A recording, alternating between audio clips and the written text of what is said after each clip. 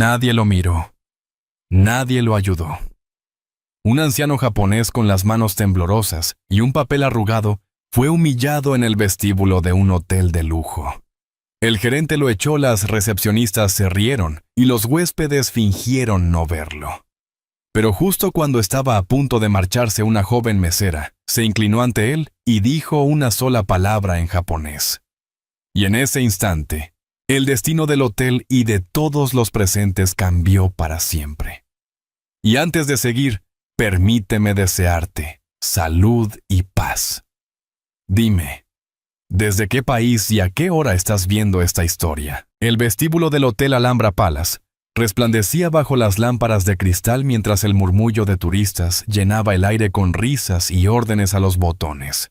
Afuera Granada caía en la penumbra del otoño y el olor a lluvia recién caída se colaba por las puertas giratorias. Entre el ir y venir de maletas lujosas y perfumes intensos, un hombre mayor de figura delgada y paso lento aguardaba con un papel doblado entre los dedos. Su nombre era Masato Ishikawa. Llevaba un abrigo gris demasiado sencillo para aquel lugar y un pequeño maletín de cuero desgastado que hablaba de muchos viajes y pocas vanidades. Llevaba 20 minutos en la fila de recepción. Cada vez que avanzaba un poco alguien nuevo, aparecía una pareja con ropa de tenis, un ejecutivo con móvil en la mano, y el recepcionista los atendía primero. Masato no se quejaba. Bajaba los ojos y sonreía apenas como quien ya ha aprendido que insistir no cambia nada. Observaba los detalles del lugar, los mosaicos, el olor a cera de los muebles, las flores frescas en los jarrones. Todo brillaba, excepto el modo en que trataban a la gente que no encajaba. Cuando por fin llegó su turno, la recepcionista Marta lo miró de arriba a abajo. «¿Nombre, por favor?», preguntó sin sonrisa. «Masato Ishikawa». «Tengo reserva», respondió él con acento pausado. Ella tecleó sin mirarlo y frunció el ceño. «No veo ninguna reserva aquí». «¿Está seguro de que no se ha equivocado de hotel?». Masato buscó en su chaqueta el correo de confirmación, pero los dedos le temblaban. «Yo hice la reserva hace 3 semanas», dijo despacio. «Tal vez con otro nombre. Si no tiene número de confirmación no puedo ayudarle», replicó Marta con voz cortante, mirando ya al siguiente cliente. Un joven gerente, Javier, se acercó con paso seguro. Llevaba traje oscuro, sonrisa ensayada. «¿Hay algún problema, Marta? Este caballero insiste en que tiene una reserva, pero no aparece en el sistema». El gerente clavó la vista en Masato, analizando cada arruga de su abrigo. «Señor, este es un hotel de lujo. Tal vez busca otro establecimiento». «Hay varios moteles en la carretera», dijo con tono educado, pero lo bastante alto para que varias cabezas se giraran. Masato bajó la mirada. No dijo nada. Solo asintió y el silencio fue más doloroso que cualquier palabra. Se sintió pequeño, invisible entre tanto mármol. Pensó en su vuelo de Tokio a Madrid, en las horas sin dormir, en las traiciones recientes que aún pesaban como piedra en su pecho. Tal vez aquel viaje no era solo descanso. Tal vez buscaba comprobar si aún existía bondad en el mundo que él mismo ayudó a construir. El murmullo volvió a llenarlo todo. Un grupo de hombres con ropa de golf reía cerca del bar. Uno de ellos señaló discretamente hacia Masato y dijo algo que provocó carcajadas. Él no reaccionó. Había aprendido hacía años que responder a la burla solo la alimenta.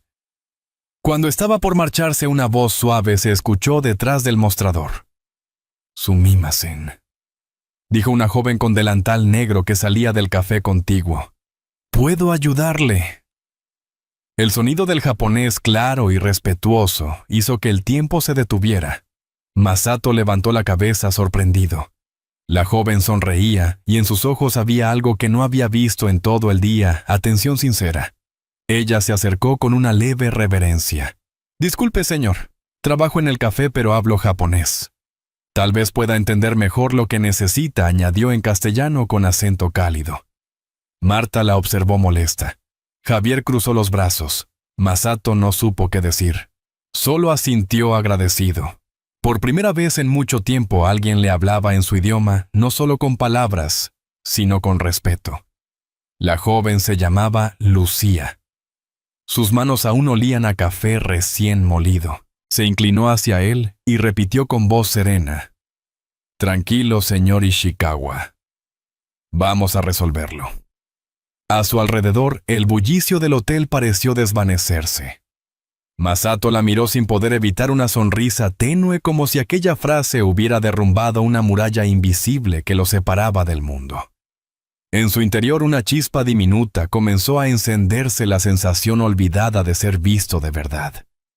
Y en ese instante, mientras Lucía lo miraba con amabilidad, comprendió que aquella joven le había hablado en japonés, y que el destino le susurró en un idioma olvidado. Lucía lo acompañó hasta una mesa del pequeño café junto al vestíbulo, un rincón discreto con aroma a pan tostado y café recién molido.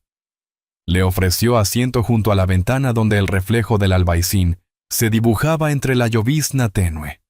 «Espere aquí, señor Ishikawa. Intentaré hablar con recepción otra vez», dijo con suavidad, dejando frente a él una taza humeante. Masato la observó alejarse. Había algo en aquella joven, la forma de inclinar la cabeza, la calma en sus gestos, que le recordaba a los modales de su abuela en Kioto. Dio un sorbo al café. El sabor fuerte, casi amargo, le devolvió una sensación inesperada de hogar. Mientras tanto, Lucía cruzó el mostrador con paso firme. Marta fingió no verla. «Solo necesito revisar el sistema por un momento», pidió Lucía.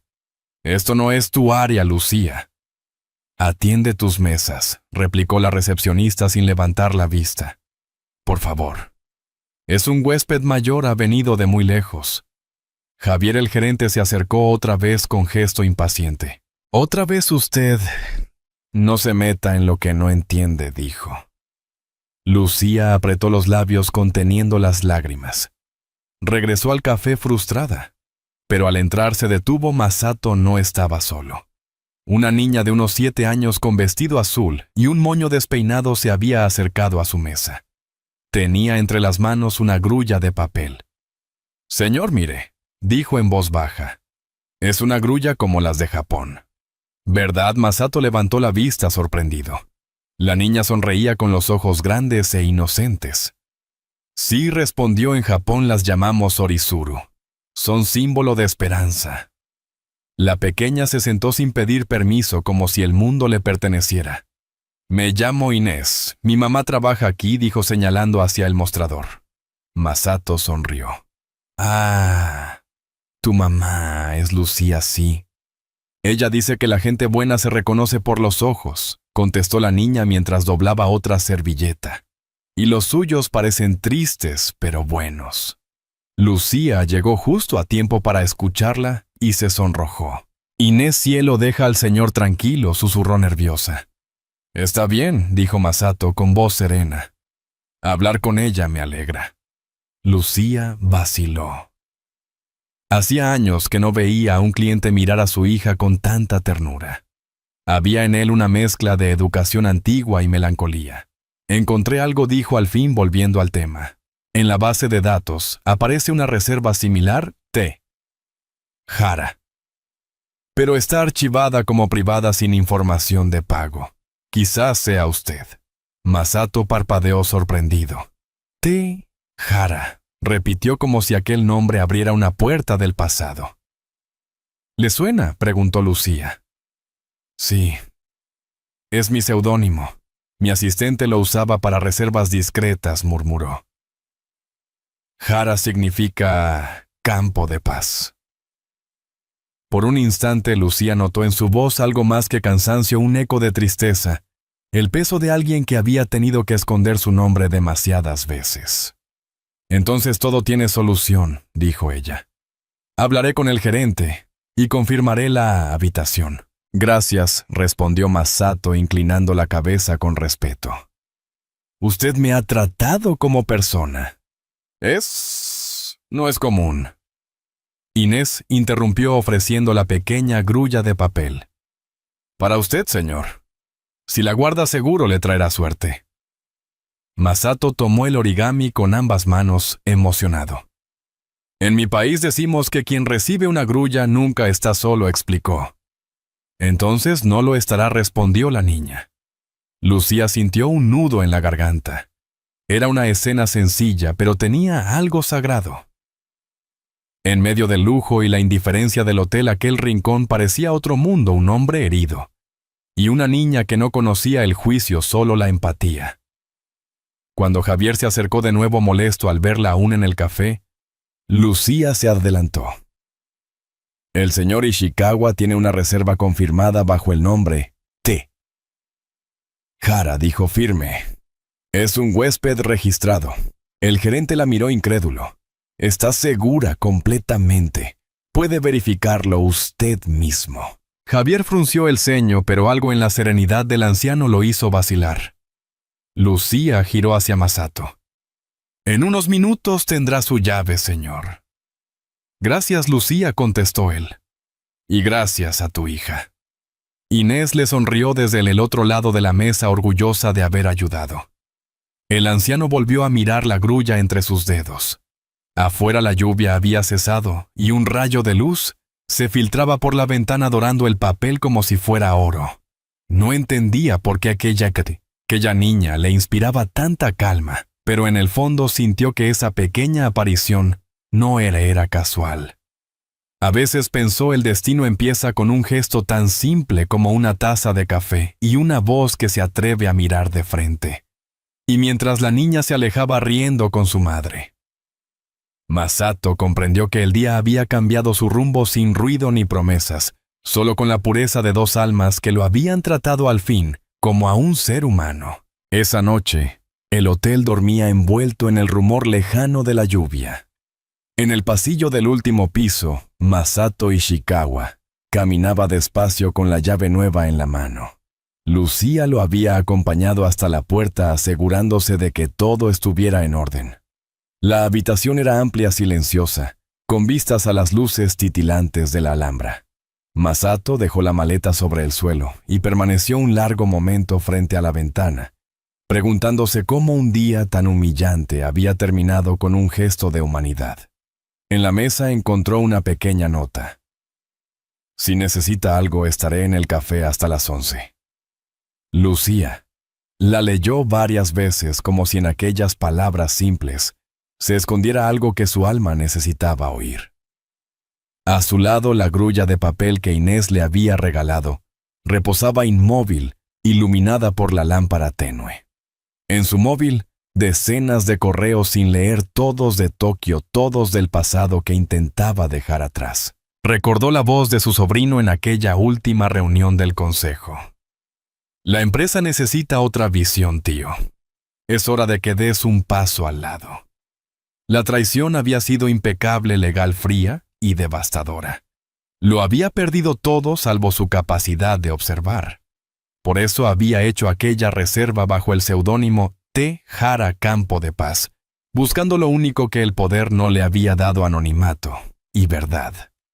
A la mañana siguiente, Lucía subió con una bandeja de desayuno. Tocó suavemente. «Buenos días, señor Ishikawa. ¿Puedo pasar, por favor?», respondió él con una serenidad nueva. Mientras colocaba la bandeja, Masato observó la destreza de sus manos. No era cortesía mecánica, había en ella paciencia y respeto, algo que el mundo moderno parecía haber olvidado. «Anoche pensé mucho», dijo él finalmente. «Me ayudó más de lo que imagina». Lucía sonrió con discreción. «Solo hice lo que cualquiera debería hacer, aunque debo confesarle algo. El gerente no quedó contento. Dice que debo limitarme a servir café. ¿Y usted qué piensa?». «Que si ayudar molesta, el problema no soy yo», respondió con una media sonrisa. Masato dejó escapar una breve risa. «En mi país decimos: la flor que crece en el barro es la más pura». Lucía no comprendió del todo, pero asintió con respeto. El sonido del ascensor rompió la calma. Javier apareció con paso firme, acompañado de Marta. «Señor Ishikawa, discúlpeme, pero hay un malentendido con su reserva», dijo el gerente forzando una sonrisa. «Necesitamos verificar su identidad». Masato frunció el ceño. ¿Mi identidad? Sí. Esa habitación pertenece a una categoría especial solo para huéspedes con acreditación. Podría mostrarnos su pasaporte o una tarjeta de crédito válida. Lucía se quedó inmóvil. Aquella escena le resultaba dolorosamente familiar. Masato respiró hondo. No quería más enfrentamientos, pero el silencio de la víspera aún ardía dentro de él. Sacó del bolsillo una carpeta delgada y colocó sobre la mesa un documento con sello dorado. Aquí está. Mi nombre es Masato Ishikawa. Y sí tengo acreditación. Javier lo tomó con desdén, hasta que leyó el membrete Morita International Group. Su rostro perdió el color. Morita, el grupo hotelero japonés Masato, asintió con calma. Incluido este hotel. El silencio cayó como una piedra. Marta dejó caer la tablet. Lucía lo miraba atónita. Usted, balbuceó Javier. Es el señor Ishikawa. El propietario... Lo era, corrigió Masato con voz tranquila. Hasta hace 3 semanas vine de incógnito. Quería ver cómo trataban a la gente cuando no sabían quién era. Lucía lo miraba con mezcla de respeto y asombro. Aquel hombre que podría haber exigido reverencias, prefería observar en silencio. Usted no cambió su tono, añadió él mirándola cuando creyó que era un anciano sin recursos. Eso vale más que cualquier contrato que haya firmado. Javier intentó hablar, pero su voz se quebró. Señor, fue un malentendido. No sabíamos.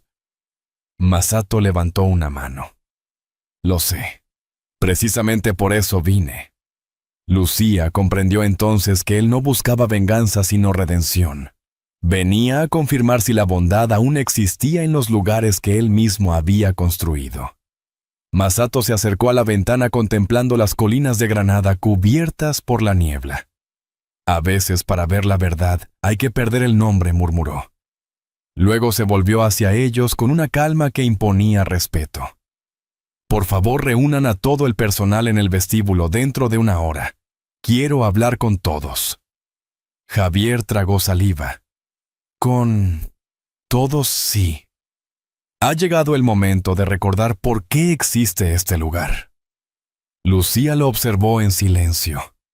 En sus ojos ya no había rastro del cansancio, solo una fuerza serena. El hombre que la víspera buscaba pasar inadvertido había recuperado su centro.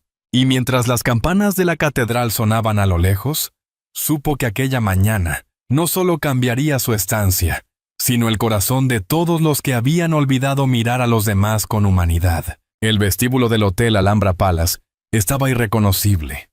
Los empleados, desde los botones hasta las camareras, se habían reunido bajo la lámpara central. Nadie entendía del todo por qué el hombre japonés del abrigo gris había pedido aquella reunión urgente. Algunos murmuraban que era una inspección, otros que se trataba de un huésped influyente. Solo Lucía y su hija Inés desde el café intuían que algo mucho más profundo estaba por suceder. Masato Ishikawa apareció en silencio. Caminaba despacio, apoyando una mano en la barandilla de mármol. Ya no era el viajero cansado de la víspera. Había recuperado la calma firme de quien no necesita levantar la voz para imponer respeto. Detrás, el gerente Javier lo seguía con gesto tenso. «Buenos días», dijo Masato inclinando la cabeza. «Les agradezco que estén aquí». El murmullo se apagó. Ayer fui tratado como alguien invisible. Nadie me vio, nadie me escuchó, nadie creyó en mis palabras. Su tono era bajo, pero cada sílaba cortaba el aire. Hoy quiero hacerles una pregunta. ¿Cuántas veces más lo han hecho con otros? Con quienes no visten trajes caros, o no hablan su idioma, o simplemente parecen distintos. Nadie respondió. Marta bajó la mirada. Javier jugueteaba con los botones de su chaqueta. No vine a humillarlos, continuó Masato. Vine a recordarles que aquí se trabaja para personas, no para apariencias. Lucía desde el fondo apretó la mano de su hija. Inés observaba con los ojos abiertos sin entender del todo, pero sintiendo que presenciaba algo importante. Señor Ishikawa, intervino Javier con voz temblorosa. Le aseguro que todo fue un malentendido. Un malentendido, repitió Masato sin elevar el tono. El respeto no se confunde, se da o se niega. Y ustedes lo negaron. Un silencio denso cubrió el vestíbulo. El reloj marcó las 10 con un golpe seco. Masato volvió la mirada hacia Lucía. Solo una persona me habló con bondad cuando todos me dieron la espalda. Ella no sabía quién era yo. Y justamente por eso su gesto vale más que cualquier disculpa. Lucía se ruborizó sorprendida por las miradas que ahora caían sobre ella. Lucía Moreno dijo: Masato, usted me recordó que la dignidad no se compra, se practica. Gracias. Luego se dirigió al grupo. A partir de hoy este hotel y todos los de mi compañía adoptarán una nueva regla. El respeto no será un detalle, será norma. Quien olvide esto no podrá seguir aquí. Los murmullos crecieron. Javier dio un paso al frente. Señor, le ruego que reconsidere. Una medida así podría afectar la reputación del hotel. Masato lo miró fijamente. La reputación se construye con verdad, no con miedo. Está despedido, señor Roldán. Usted y la señorita Marta Pujol. Efectivo de inmediato. Marta ahogó un sollozo. Javier palideció. Usted no comprende la presión bajo la que trabajamos. Sí comprendo, respondió Masato sereno. Comprendo que cuando el poder no sirve al respeto se transforma en soberbia. La tensión se disolvió lentamente. Algunos empleados comenzaron a aplaudir, primero tímidos, luego con decisión. El sonido llenó el vestíbulo como una ola que purificaba el aire. Lucía sintió las lágrimas subirle a los ojos. Inés desde su silla aplaudió también sin saber por qué, solo porque sentía que era justo. Masato los observó con una calma casi paternal. No busquen culpables, añadió con voz suave. Busquen humanidad. Hoy aprendemos algo que sea esto. Todos merecemos ser vistos. Durante un instante, el silencio fue absoluto. Las campanas de la catedral cercana comenzaron a sonar mezclándose con el murmullo lejano de Granada. Lucía se acercó cuando la multitud empezó a dispersarse. Señor Ishikawa, dijo en voz baja, lo que ha hecho. No lo olvidarán. Ni yo, respondió él con una sonrisa discreta. A veces una lección solo se aprende cuando duele. Lucía asintió conmovida. En el fondo comprendió que aquel hombre no solo venía a corregir, sino a sanar algo en sí mismo. ¿Y ahora qué hará, señor Ishikawa? Sato miró hacia la ventana donde el sol rompía las nubes. Empezar de nuevo, dijo, con quienes aún creen en la bondad. El viento otoñal entró por la puerta abierta moviendo las cortinas del vestíbulo. Por un instante la ciudad pareció guardar silencio para escucharlo. Y Masato, mirando la luz sobre los azulejos, sintió que al fin podía respirar en paz. Esa noche, Granada respiraba distinta. Las calles brillaban tras la lluvia, y desde la terraza del Café Mirador, la Alhambra parecía flotar encendida sobre la colina. Masato había reservado una mesa discreta junto a la baranda con 3 copas y una botella de vino esperando. No lo hacía por protocolo, sino por gratitud. Lucía llegó unos minutos después, vestida con sencillez, el cabello recogido. Inés, con su vestido blanco, caminaba a su lado, admirando las luces como si fueran estrellas. No hacía falta tanta cortesía, señor Ishikawa, dijo Lucía con una sonrisa tímida. No es cortesía, respondió él. Es una manera de agradecer lo que ustedes me recordaron. El camarero trajo pan caliente y aceitunas. Inés las probó y frunció el ceño al notar el sabor fuerte, provocando la risa de Masato. En Japón solemos comer en silencio, explicó, para escuchar el alma de los alimentos. La niña lo miró muy seria. ¿Y si los alimentos no hablan? Entonces los escuchas igual, contestó él, dejando escapar una risa suave. Lucía observaba aquella escena con una paz que hacía tiempo no sentía. Entre sorbos de vino le contó que trabajaba doble turno para ahorrar, que su sueño era estudiar traducción, y que había aprendido algunas palabras en japonés viendo películas antiguas. Siempre me fascinó su idioma, dijo. Tiene algo poético. Masato asintió. En mi lengua hay una palabra kokoro. Significa corazón, mente, espíritu, intención. Todo a la vez. Lo que ustedes me ofrecieron fue eso, Kokoro. El silencio que siguió no era incómodo, sino cómplice. A lo lejos sonaban una guitarra y la voz melancólica de un cantaor. Inés apoyó la cabeza en el brazo de su madre medio dormida. Masato los miraba y una nostalgia dulce le atravesó el pecho. Hace muchos años dijo con voz baja, olvidé lo que era cenar acompañado. Creí que la soledad era dignidad, pero estaba equivocado. Lucía lo escuchó conmovida. A veces uno se acostumbra tanto a sobrevivir, que olvida cómo compartir. Por eso existen encuentros como este, replicó Masato. Para recordarnos lo que vale la pena conservar. Pidieron tarta de almendras. Inés despertó justo cuando la sirvieron. Mi mamá dice que las personas buenas siempre se encuentran al final, dijo la niña con convicción. Masato sonrió. Tu madre es sabia. Y tú también. Cuando el camarero se retiró, Masato extrajo un sobre de su chaqueta y lo colocó frente a Lucía. Quisiera ofrecerle algo. No por caridad, sino porque el mundo necesita personas como usted. Lucía lo miró sin entender. Dentro había un documento y una carta escrita a mano. Es una propuesta formal, explicó él. Me gustaría que se incorpore como embajadora cultural en mi compañía. Su tarea será asegurar que cada huésped en cualquier país reciba el mismo trato humano que usted me dio. Lucía llevó una mano a la boca. No puedo aceptarlo. Es demasiado. Es justo, corrigió Masato.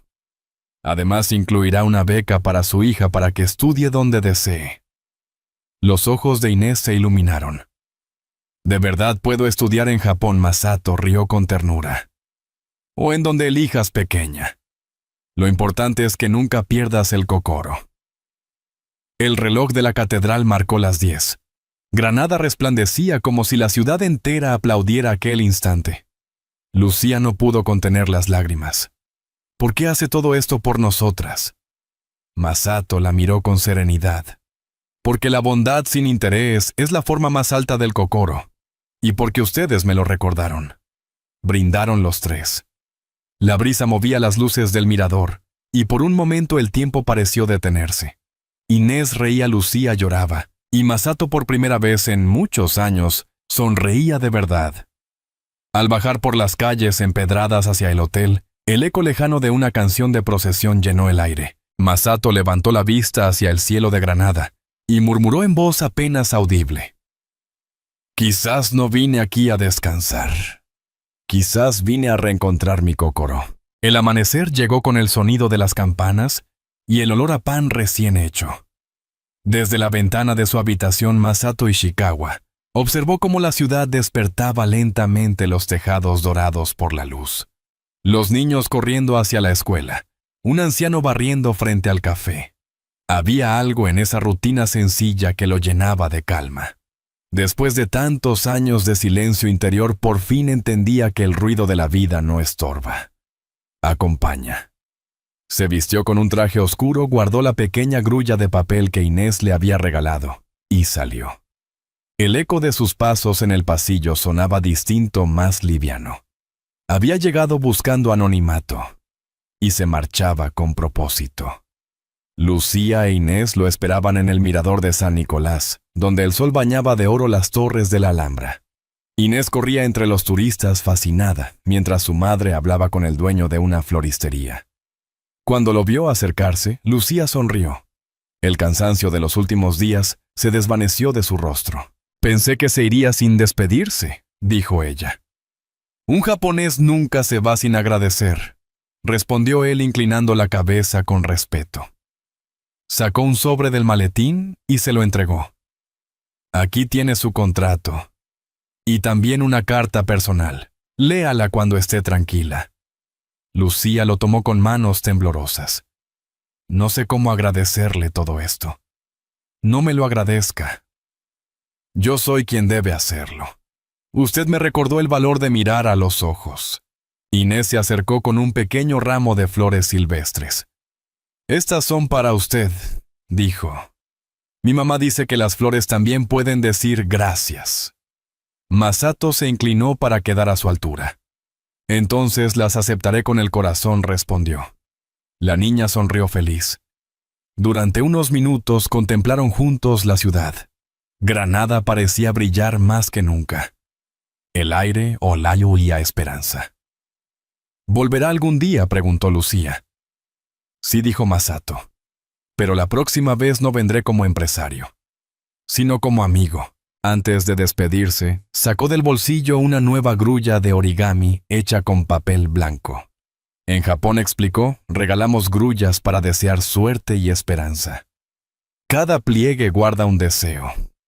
La niña la tomó con cuidado. Entonces le deseo que nunca olvide sonreír, susurró. Lucía sintió que las lágrimas regresaban, pero esta vez eran de alegría. Masato la miró con ternura. La vida me quitó muchas cosas, pero gracias a ustedes me devolvió algo que había perdido el corazón. El coche que lo llevaría al aeropuerto se detuvo frente al hotel. Los empleados lo esperaban en silencio.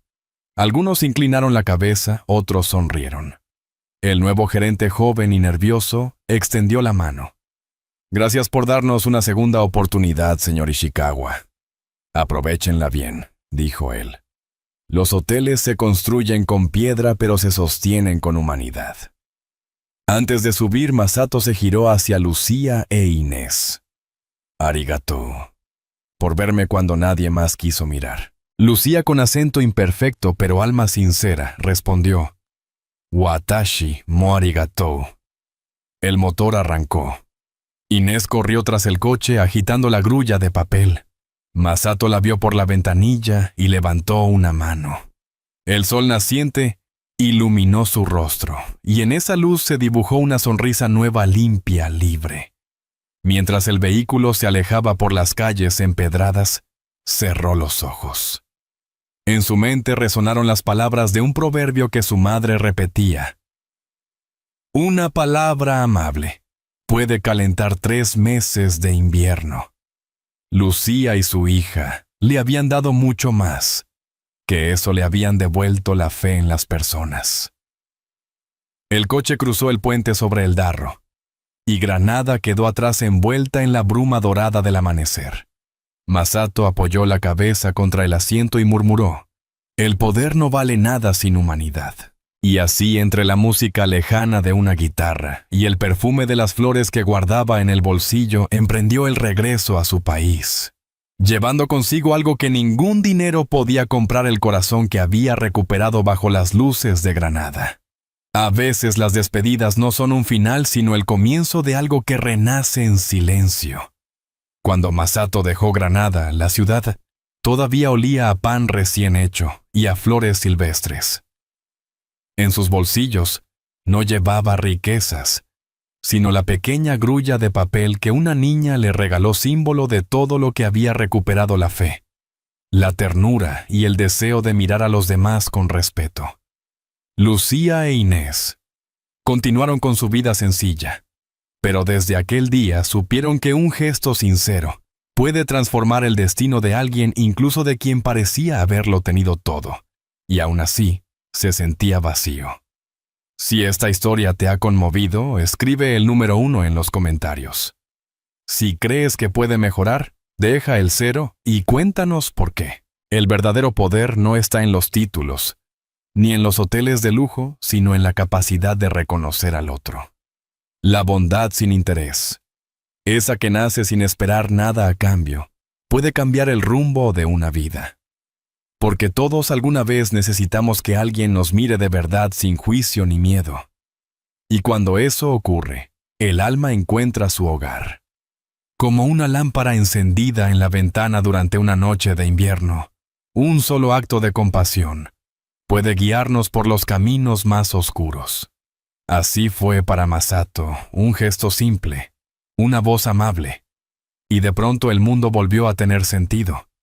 Tal vez por eso en cada ciudad, en cada café, deberíamos recordar que la humanidad no se mide en dinero sino en gestos. Quien da su tiempo, su atención o una sonrisa, entrega algo que no tiene precio. Haga una pausa, piense en su propia historia. ¿Cuántas veces una mirada o una palabra amable cambiaron el rumbo de su día? Quizás sea hora de devolver ese regalo. Si esta historia te recordó la importancia de la empatía, compártela con alguien a quien quieras bien. Porque las historias reales no se escriben solo con palabras, sino con los actos que dejamos en el corazón de los demás.